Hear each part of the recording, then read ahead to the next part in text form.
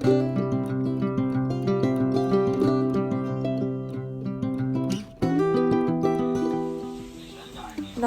সবাই কেমন আছেন? আমি অরিজিতা কলকাতা থেকে আজ আবারও একটি নতুন ব্লগ নিয়ে। আজকের বারটা রবিবার আর এখন বাজে সকাল 11:15টার মতন। স্নান টান করে রেডি হয়ে গেছি। সন্দীপন এসছে আমাদের বাড়িতে, কারণ ওর ছুটি প্রায় শেষ, এবার ফিরে যাওয়ার পালা গথেনবার। আর সেই জন্যই আমার মা বাবার সাথে দেখা করতে এসছে। আর আজকের বারটা যেহেতু রবিবার আর আজকে বাপির ছুটি আছে, সাথে আজকে বিকেলে একটা জমজমাট পিকনিক আছে আমাদের বাড়িতে। সব মিলিয়েই আজকের ব্লগটা সাজিয়েছি।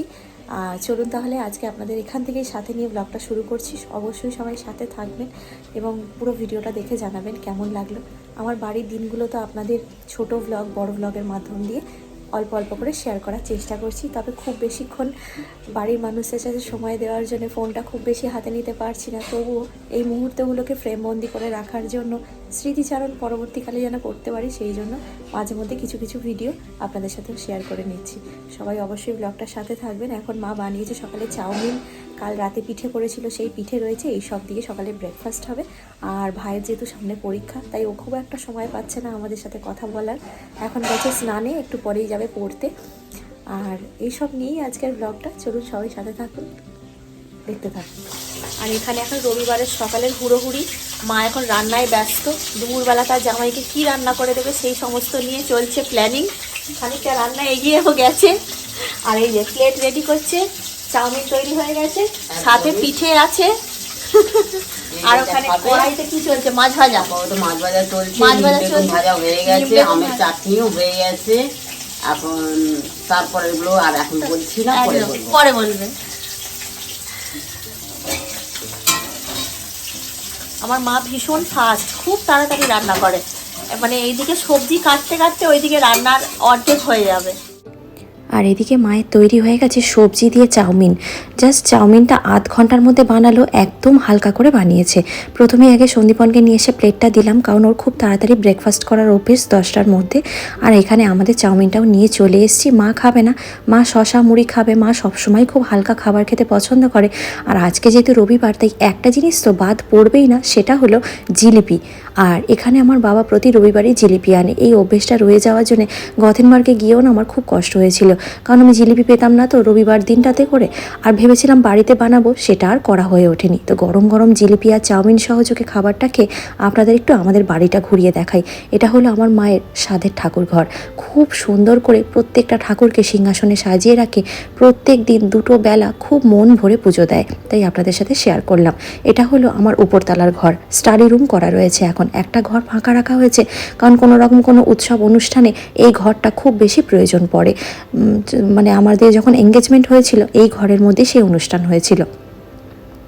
এটা আমার বাড়ির মানে বাকি এরিয়াটা পাঁচিল ঘেরা রয়েছে, বেশি বড় জায়গা নয়। তবে আমার মায়ের গাছ লাগানো যেহেতু ভীষণ শখ, তাই বাড়ির এই ছোট্ট এরিয়াটুকুর মধ্যে পাঁচিলের গা ঘেঁষে ঘেঁষে কত রকমের যে গাছ লাগিয়েছে তার নাই ঠিক। পেয়ারা গাছ আছে, তার মধ্যে নীলকণ্ঠ ফুলের গাছ আছে, ওইদিকে বেল গাছ আছে, আর অন্যান্য রকমের গাছ রয়েছে। আমাদের পাড়াটা না খুব ছোট্ট। আপনাদের সাথে আজ পাড়াটাও একটু ঘুরিয়ে দেখাই। মাত্র 8 থেকে 9খানা হাতে গোনা বাড়ি নিয়ে পাড়াটা তৈরি। বাড়ির আর পাড়ার প্রত্যেকটা বাড়ির মধ্যেই এখন লোক সংখ্যা অনেক কম।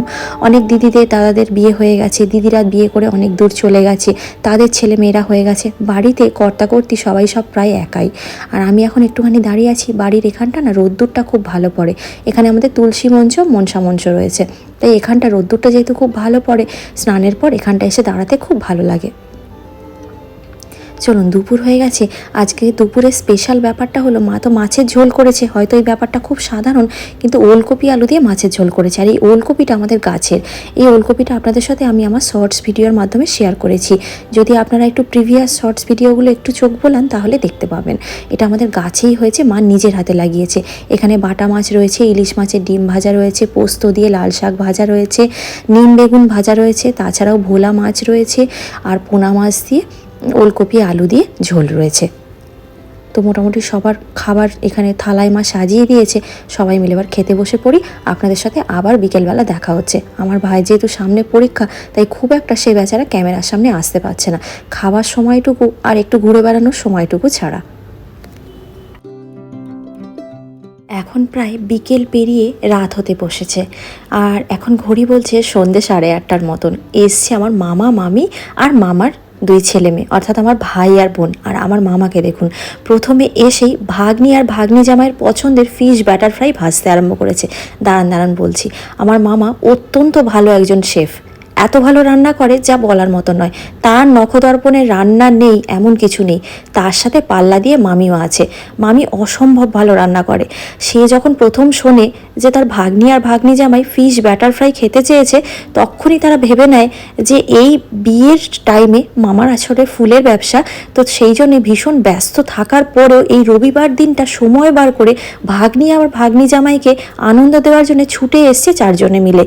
এত কাজের মধ্যেও মামির অত্যন্ত শরীর খারাপ, তারপরেও কিন্তু প্রত্যেকটা জিনিস হাতে বানিয়ে নিয়ে এসছে। গরম গরম ফিশ ব্যাটার ফ্রাই ভেজে আগেই ভাগ্নি জামাইয়ের মুখের সামনে ধরার পালা, কারণ সে খেয়ে যখনই 5 স্টার রেটিংটা দেবে তখনই তাদের মনটা ভরে উঠবে।